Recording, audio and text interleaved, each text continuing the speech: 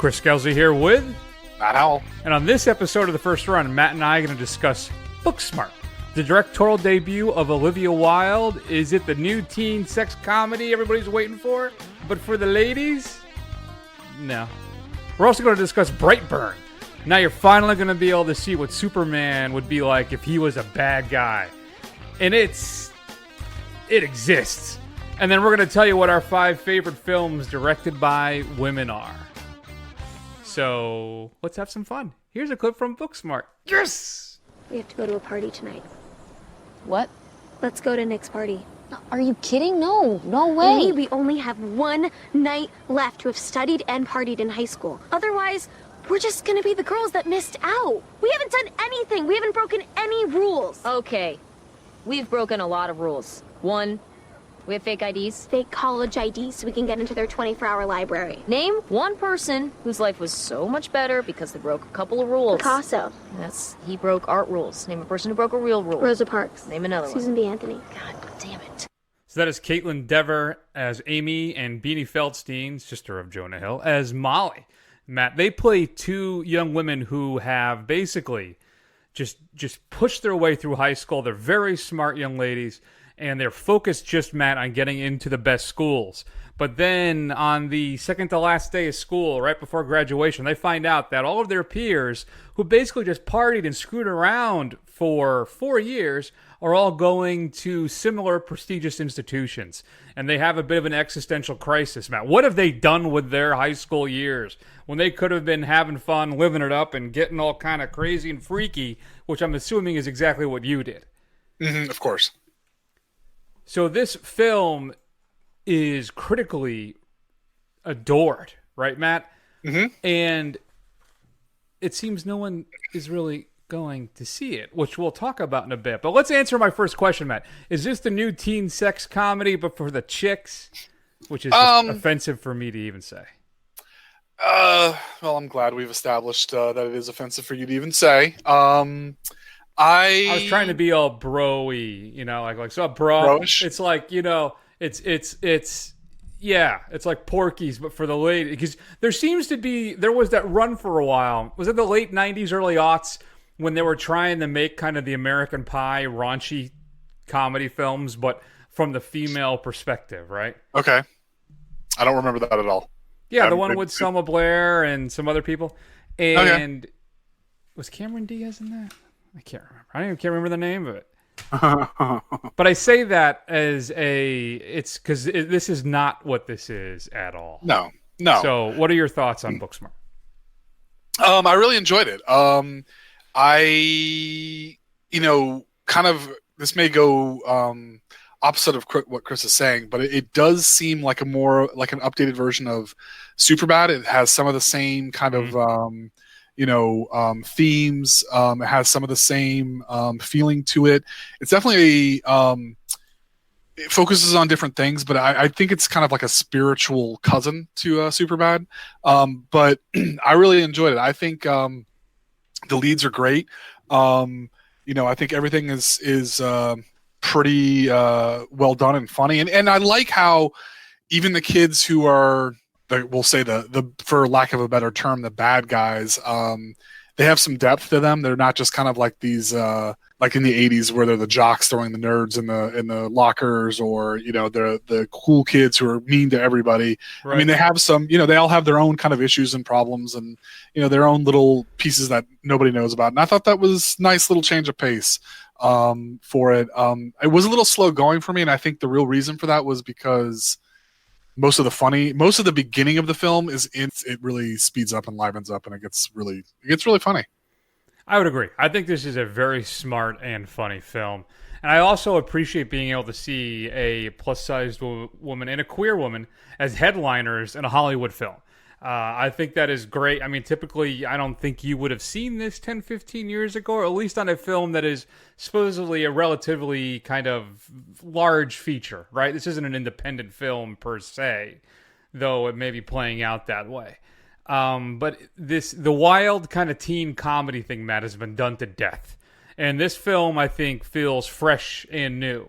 It's really, I think, largely falls on the performances of its leads, who I think are both fantastic.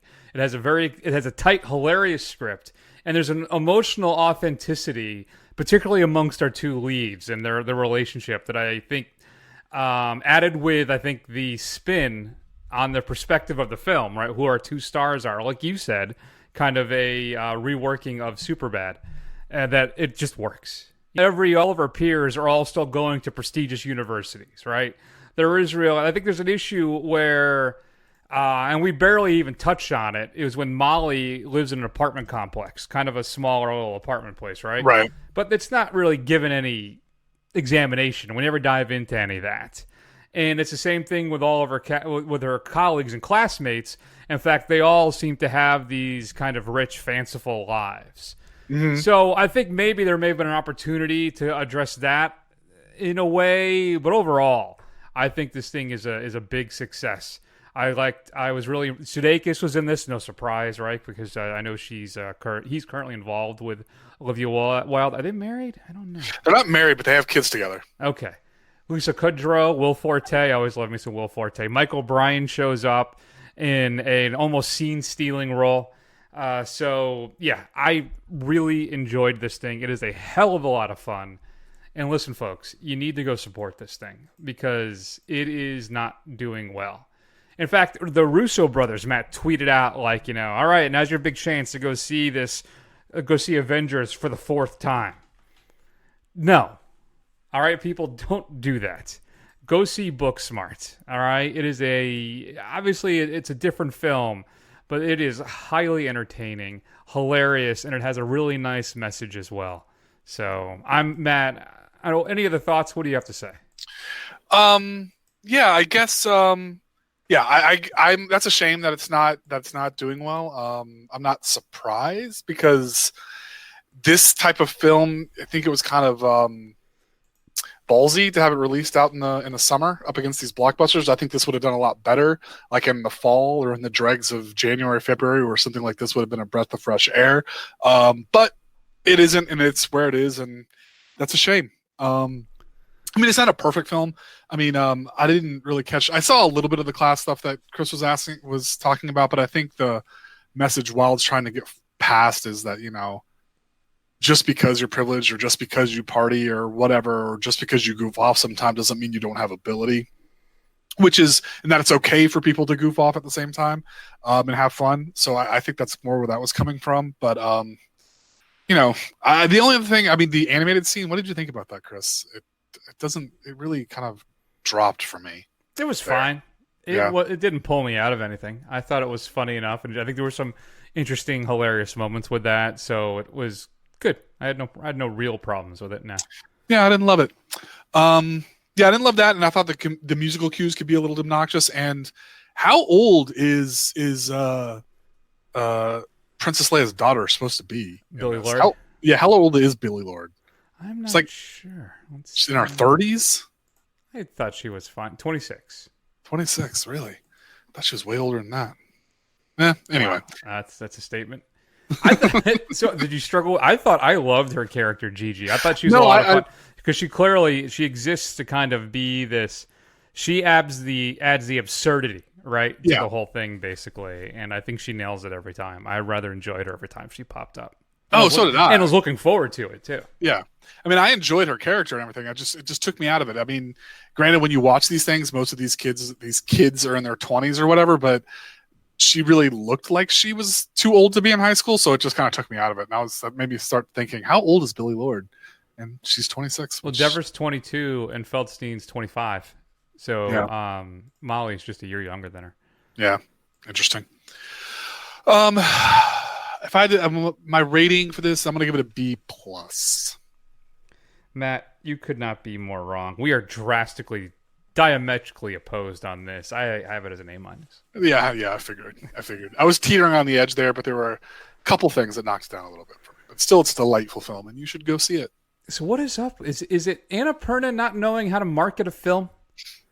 I mean, they've churned out some good stuff over the last few years, and it just comes and goes, and nobody knows about it. Like the Sisters Brothers.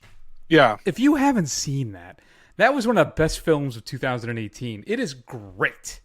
And I had to chase it down to go check it out. And don't even get me started on if Beale Street could talk. Sweet Pete. So I don't know. Yeah, I don't know. I didn't feel like the marketing was bad for this. I feel like I saw a lot of advertising for this. I honestly think they just picked the worst time. I think they thought this was a really strong film and it would tap into something in the summer, but it's just getting lost in everything that it's being released against it, So I guess they could have done a better job of when they released it. I think it would have done a lot better. Yeah, it's basically at budget level right now, so that's not great. Yeah. And it also went up against Brightburn, right? Which we'll, of course, talk about in a little bit.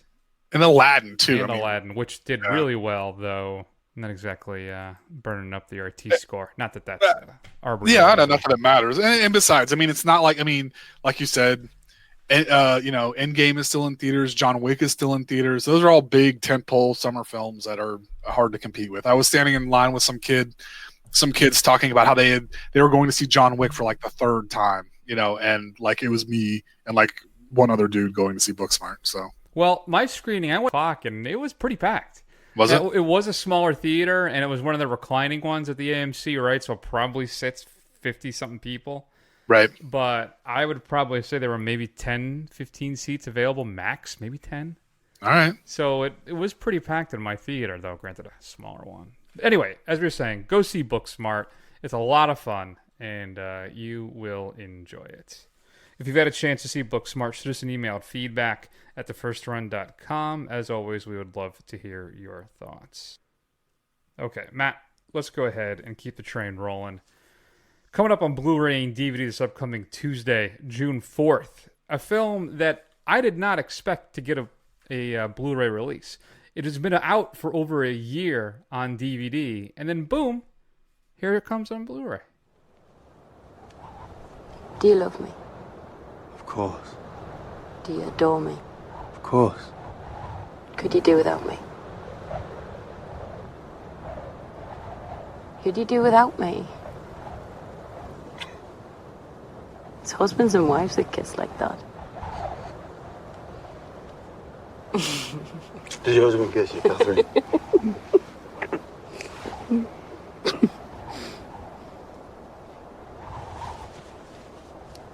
She won't speak.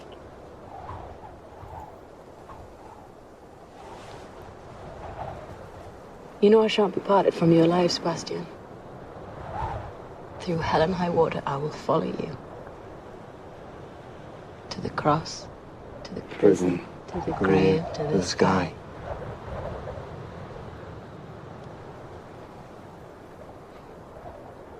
I'd rather stop you breathing than have you doubt how I feel. So that's Florence Pugh in Lady Macbeth, based on Nikolai Leskov's short story, Lady Macbeth of the Minsk District. A critically adored film from 2016. I have really been waiting to catch up with it. Just released on DVD a couple years ago. And now Lionsgate has decided to put it out on Blu-ray. So I guess finally, good.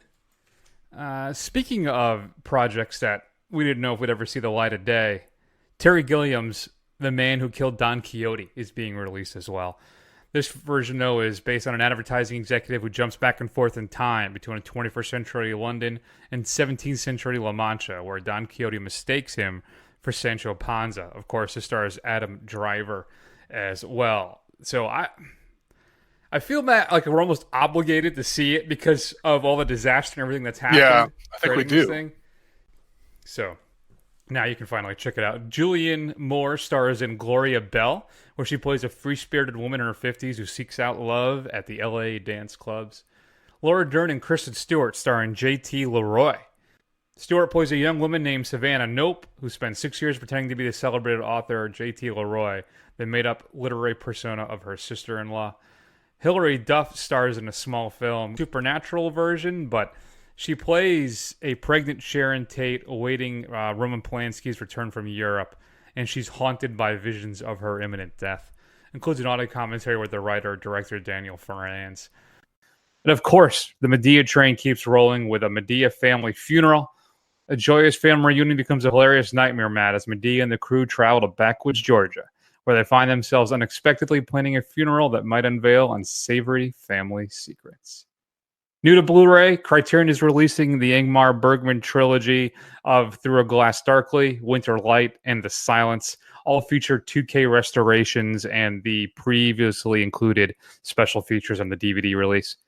Arrow is releasing, I believe it was a TV film, The Andromeda Strain, which is a space satellite returns to Earth and crash lands in New Mexico. All of the residents are found dead in the town, and a group of scientists are there to investigate what's happening. Includes a new 4K scan of the original camera negative used for the restoration, an uncompressed mono audio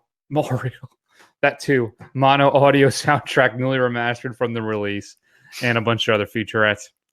Winona Ryder's film How to Make an American Quilt getting its release on Blu-ray for the first time, and then a slew, Matt, of 90s features getting Blu-ray releases this week. Tom Selleck and Mr. Baseball, Excess Baggage, Jury Duty, Mo Money and High School High, a double pack, Double Team, which is a horrible film, don't watch it, Flintstone and Viva Rock Vegas, and then Opportunity Knocks, all being released on Blu-ray. And then finally, Matt, some 4K films coming out for the first time. All of the Tim Burton age Batman films are coming out in 4K. Of course, that's Batman, Batman Returns, Forever, and Batman and Robin. The Toy Story movies are getting 4K releases with special steelbooks at Best Buy. And then The Man Who Laughs, which I think is that a 4K? My notes may be incorrect on that. But that is the film that the character, the Joker, was based on.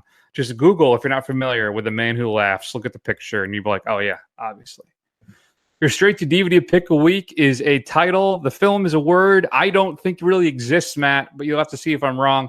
Avengement, starring the B-movie action star Scott Adkins. While released on furlough from prison, Matt, a lowly criminal evades his guards and returns to his old haunts to take revenge on the people that made him a cold-hearted killer. It's an epic, bloody battle to search for the soul he lost years ago on the streets of an unforgiving city. That is Avengement. What should we be streaming this week, Matt? On Amazon Prime, I'm going to recommend a classic Western, High Noon, starring Gary Cooper and Grace Kelly. It's the tale of a lawman who stands alone in defense of some cowardly citizens of a town against a band of revenge-seeking criminals. It is an absolute classic of the Western genre that you have to see if you're considered a film head. John Wayne hated that film. Shows you what John Wayne knows. Because he felt like there's no way that the town would shirk their responsibilities and make him go it alone. Mm-hmm. So he made his own version, which I think, was that Rio Bravo? I can't remember now. Supposedly, according to Merriam-Webster, avengement is a word. It is the act of taking vengeance. There you go. So, there you go. Let's go ahead, Matt, and move on. It is now time for Brightburn, a film that we were looking forward to for most of this year.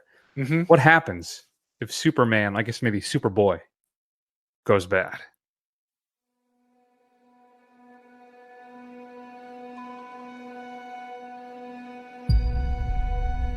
Mom, who am I?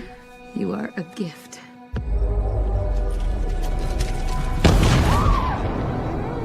We believe that you came here for a reason.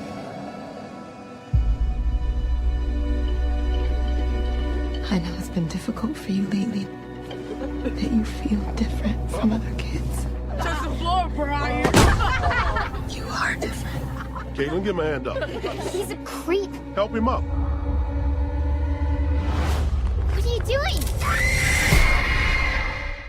So, Matt, is this a Superman gone bad film we've been waiting to see? Well, literally waiting to see the Superman film gone bad. The comics, better, both with Irredeemable and Invincible.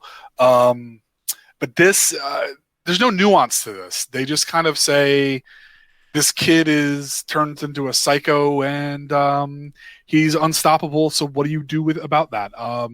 And there's some good gore effects.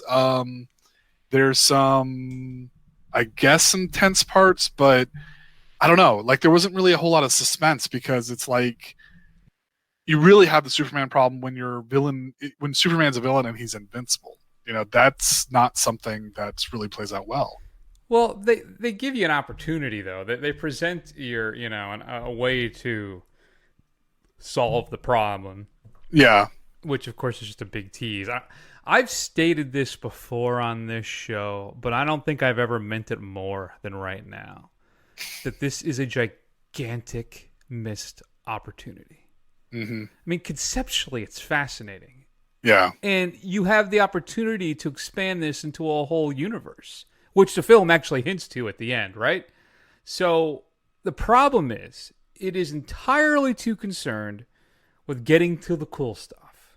Right. What are the different ways that Superman could kill people? How horrific, how gory, how disgusting can it be?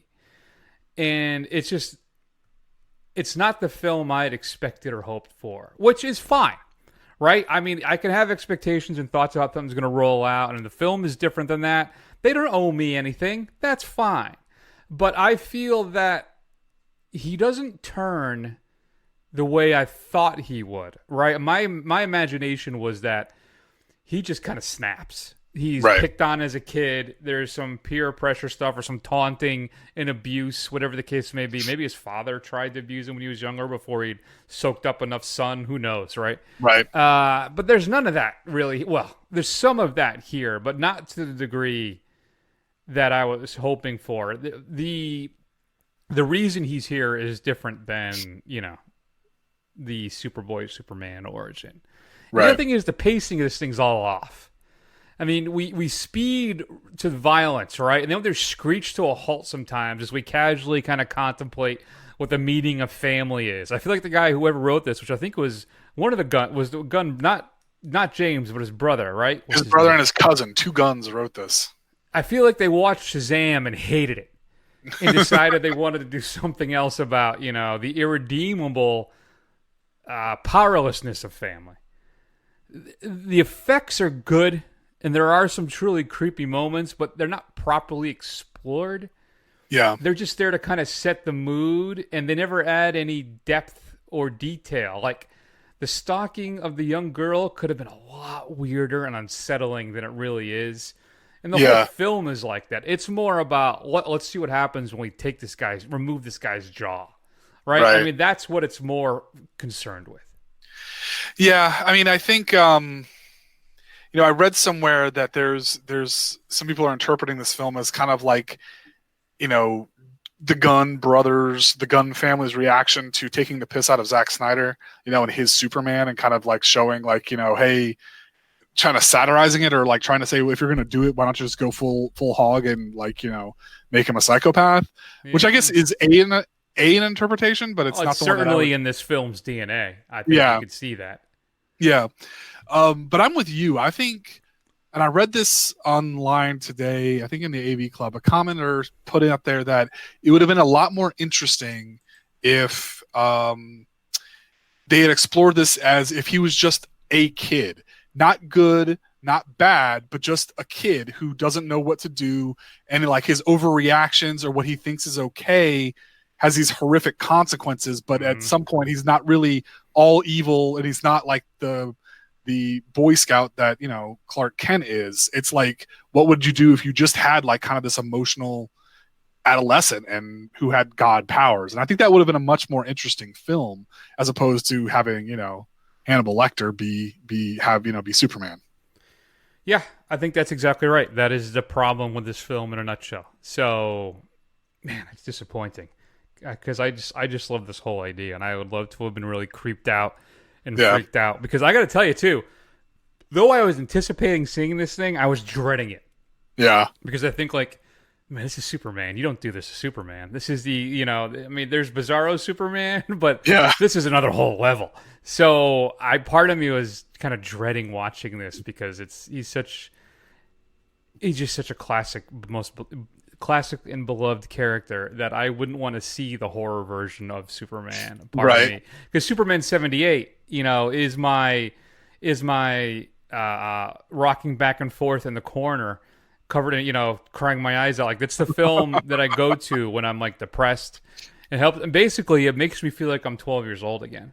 Right. And to see a potential perversion of that, I had a kind of a morbid curiosity of seeing that. And unfortunately, I basically just get a straightforward horror film. Yeah. It really squanders the opportunities it had. I was really on board with this, and there was very little in it that surprised me, which is a real shame. Yeah, it's too bad. Mm-hmm. So I gave Brightburn, Matt, a C-. Where do you come down? I gave it a C, probably a little more forgiving. I mean, despite everything, it had some cool set pieces and some cool effects, and I was okay with that. Yeah, there were some interesting visuals, that's for sure. The costume was creepy as hell.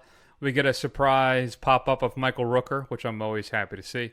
But overall, yeah, just disappointing.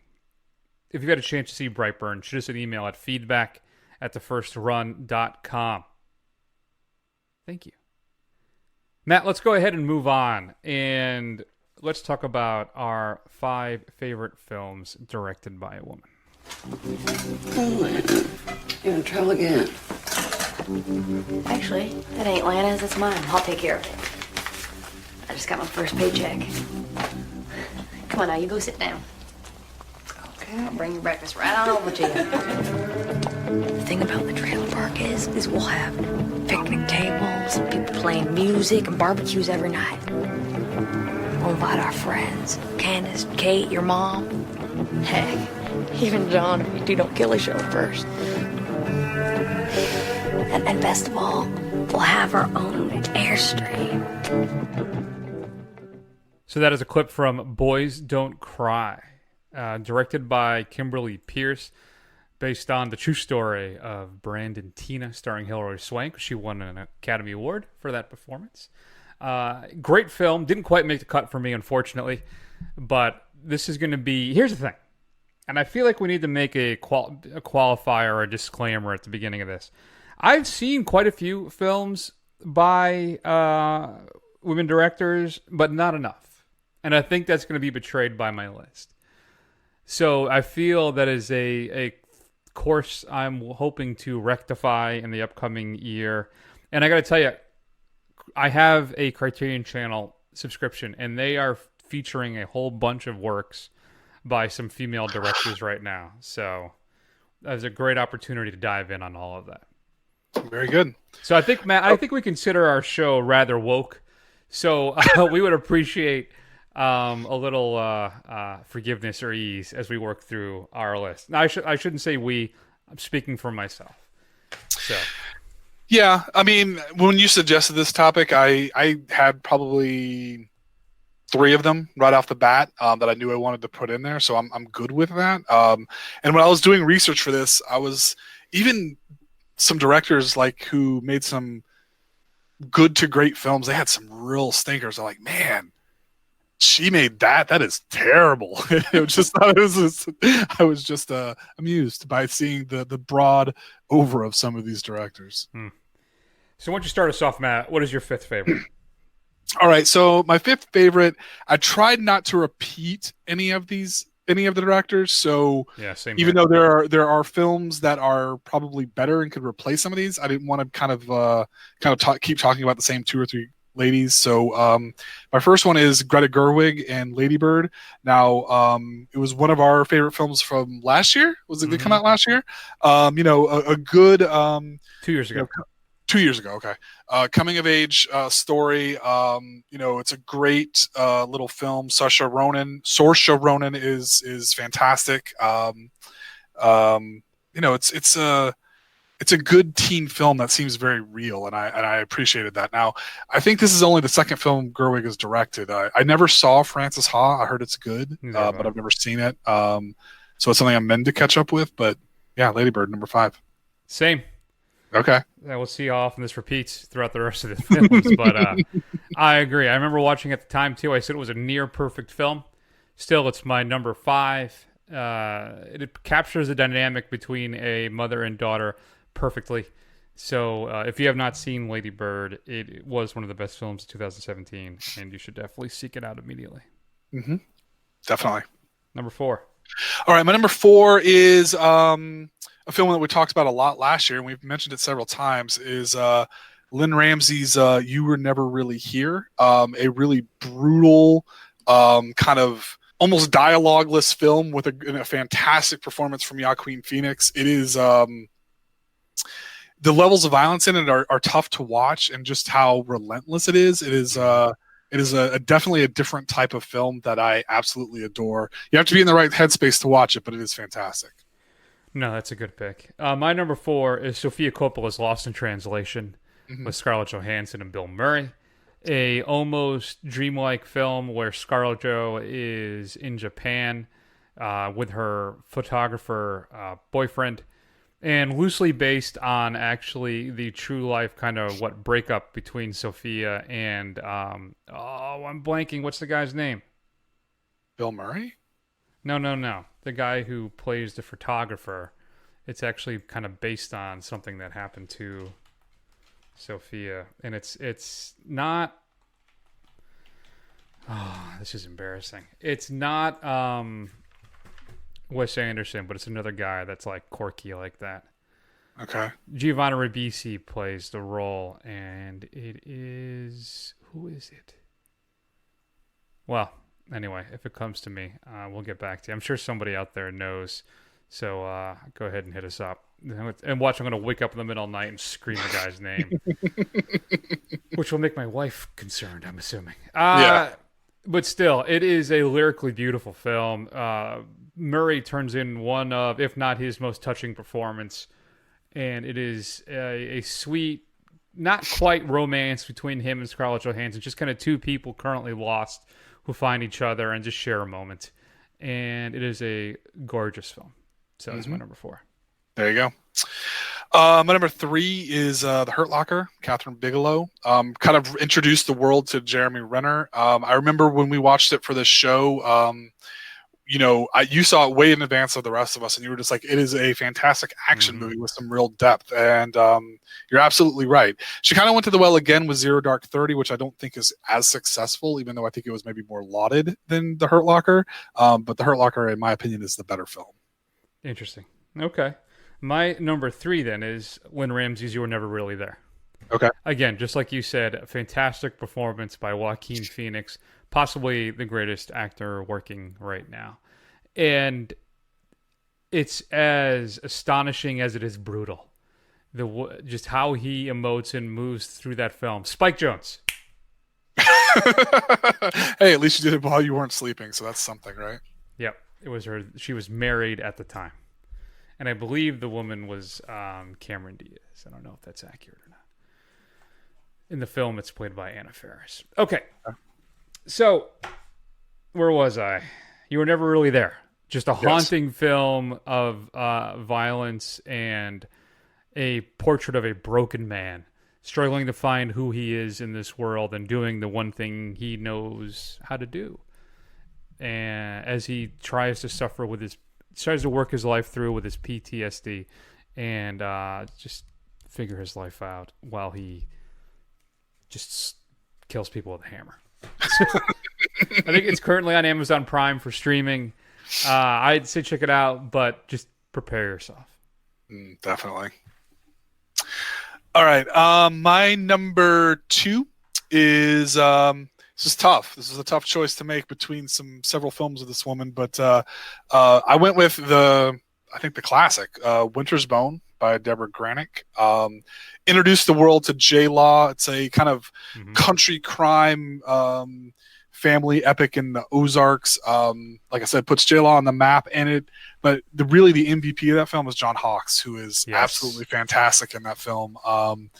If you haven't seen Winter's Bone, you really should. It is a, chilly, meditative kind of thing of what it means about family and crime and kind of the sins of your past. That it's fantastic. No, that is a great pick. I'm assuming your other film was Leave No Trace? Yes. Yeah, both fantastic films. Yeah, Winter's Bone, though, is, like you said, John Hawkes is incredible. Especially watching him and knowing him, I think, at the time for Deadwood. And then seeing him in that film, it is basically he's Al Swearingen. It's like he reverses roles there. But Winter's Bone and Leave No Trace, two fantastic films. Basically, like my number 6 was Winter's Bone, but my number 2 actually was Kathryn Bigelow's Zero Dark 30. I think you're right. Hurt Locker may be a purer film, but what she is able to pull off with Zero Dark 30, there are so many moving parts and such a large film. And it's exciting, thrilling, dramatic. Jessica Chastain is fantastic in this thing. And really, she buoys the whole film. Because I don't know if it works as well without her. But, and I'm going to tell you, I disagree potentially with some of the politics that Bigelow shows us in this film. But still, it is an enrapturing experience. I love The Hurt Locker, and Renner is a revelation in that film. But Zero Dark 30 is almost like an event. So that's why it ended up being my number 2. Fair enough. I'll accept it. So my number 1 is a bit of a pull, but I don't care because I absolutely love this film, and I think I've mentioned my affection for it many times. It's Sofia Coppola's first film, The Virgin Suicides, starring Kirsten Dunst, about a family of sisters who were kind of sequestered by their religious parents in the late 70s, and it takes place really from the point of view of some neighborhood boys who are like obsessed with them, and it just kind of shows their kind of sad descent and how they're just kind of crushed under the weight of their family and their expectations and everything else. And it's just a fascinating meditative film that really just kind of hits me. I don't know why. I just love it though. I've never seen it. So. Oh, okay. But it is currently on the Criterion Channel. Oh, very good. You should check it out then. So, add it to the long list and then never get to it. Oh, there's so much stuff on there, Matt. My God. So my number 1 is a film I rewatched in anticipation of this because I wanted to be sure it was going to be my number 1. So I watched it again 2 days ago, and it is. And it is Kelly Reichardt's Wendy and Lucy with Michelle Williams. Just a stunning work. It is a beautiful, heart-wrenching film. Michelle Williams plays Wendy, a woman who is basically on the outskirts of life. She has no job. She has no home. It's just her and her dog, Lucy, and she's trying to make it to Alaska because she hears that there are jobs aplenty. And you don't have to have, previous work history or a home, or they'll just basically hire you. So she's trying to make her way through. I believe she's in Montana. And her car breaks down. And her life slowly unravels as she tries to figure out what to do. She gets arrested. She can't pay for the car. The dog disappears. And it is just, there's a quiet intimacy in this film. And Michelle Williams is just brilliant, like Academy Award worthy. This is the first film that I remember when I really took notice of her. I know she'd done really good work prior to that, but it's my own ignorance. I wasn't paying attention. And she is just so great in this film. And the movie's borderline perfect. So Wendy and Lucy, also currently available for streaming on the Criterion Channel. Just a stunning film. So that's my 1. Any honorable mentions, Matt? Have you seen Wendy and Lucy? I have not. I have not seen it, so there you go. I have no idea what you're talking about. There's also like a meditation, too, on the kindness of strangers or the lack thereof. I can't recommend it enough. Okay. So honorable mentions. Go ahead. Yeah, so Leave No Trace by Granick, Coppola's Lost in Translation. Near Dark by Kathryn Bigelow, which is a fantastic, nasty little horror film about vampires. I think it's a little more niche-y. That's why I didn't put it on the list, but I do really love it. I got to throw that on if I ever get around to it. The Great Unwatched, because I bought that on Blu-ray 7 years ago or 6 years ago. I never watched it. There you go. So, all right. We need to talk about Kevin, which was by Lynn Ramsey. Strange little film with Ezra Miller being creepy and Tilda Swinton being awesome and John C. Reilly being completely out of place in that family. So it's a strange little film that's worth a watch. And The Invitation by Karen Kusama, who I didn't realize also did Jennifer's Body, which I know is not a good movie, but is a fun movie. It is. Jennifer's Body, man, I think may have been ahead of its time. It is really solid if you haven't seen it. It was unfairly maligned, I think, because I think people may have thought they were cashing in on how hot, and I mean like hot isn't popular, that Matt, what's her name? Was at the Megan time? Fox. Megan Fox was at the time. So she was the it girl. So people are like, well, they're just cashing in on how popular she is and how attractive she is. But no, there's much more going on that thing, and it's well worth checking out. Honorable mentions for me, like you said, The Hurt Locker, Boys Don't Cry, as you heard, Fast Times at Ridgemont High, Amy Heckerling, Penny Marshall and Big, though don't think too much about it because she sleeps with them. It's weird. Monster with Patty Jenkins. Charlize Theron got her Oscar. As you said, Winter's Bone. American Honey by Andrea Arnold. A really interesting, long film, but interesting. Ava DuVernay's Selma. As you said, we need to talk about Kevin. Jennifer Kent and Babadook. And then we talked about Lady Bird. We talked about Leave No Trace. The Invitation, another good one. And, of course, Mary Harron, who was able to turn an absolute crap novel into a fascinating film with American Psycho. Very true. So I am sure there are a ton out there that we're sitting on. Please email us at feedback@thefirstrun.com. What should we also check out? What do you think of our top 5? Is it typically just middle-aged white cis male top 5, I'm assuming, right? But still, we'd love to hear from you. Well, it's not like they're not good movies. No, they are. It's true. They are. Yeah. That's a very good point. Yeah. So, coming up next week, Matt, this kills me. I'm not going to talk about the Rotten Tomatoes score. I'm not. But we will be discussing Godzilla, King of the Monsters, as well as the Elton John biopic, Rocket Man. Now, I'm upset because my local AMC basically, I think, Matt, I agree with you. I think there's like a 10:45 showing in Dolby of Godzilla, and then like a 10:45 at night showing. And the rest of them, it's Rocket Man. So I guess I'm going to have to see it in IMAX. I'm still excited as hell to see this thing. Me too. And then Rocket Man's coming up. I'm still terrified about the inevitable David Bowie film. But the good thing is that Duncan, his son, the director, Moon, he owns the rights, basically. I think he's in charge of the rights, so the family owns everything. Him and Iman, I'm assuming, and maybe the kid. His daughter. So he actually has an idea. He wants Neil Gaiman to write it, and he wanted, I think, the guy who did Spider-Man to the Spider-Verse, and he wants this kind of whacked out. Well, I shouldn't say whacked out. That's kind of, it's almost, that sounds negative. This kind of crazy, though, pseudo-animated film that takes him through all of his different characters. And he said if they were on board, that the family would sign off on it. And this all happened on Twitter. You can actually look into it, Matt. And everybody involved was like, are you high? Of course we would do that. Right. Gaiman was all in, and then I'm blanking on the director of Into the Spider-Verse, so please forgive me. He was all in, so I'm wondering if they'll be able to work that out. I would love to see a great Bowie film, but we'll see. We'll see. It's got nothing to do with coming up next week, though. It's Godzilla and Rocket Man. So as always, shoot us an email, feedback@thefirstrun.com. Go on to Apple Podcasts. Give us a review. That'll help other people find the show. And, of course, you can find us on Instagram, Twitter, Facebook. Scroll as you search for us, and eventually we will pop up. Matt, why don't we go ahead and take a little extended break? We may have a delay next week. I'll be traveling a bit for work. Not much, a day or so. Don't worry, kiddies. We'll be around. And that's it. So let's go ahead, take that extended break, and we'll see you soon.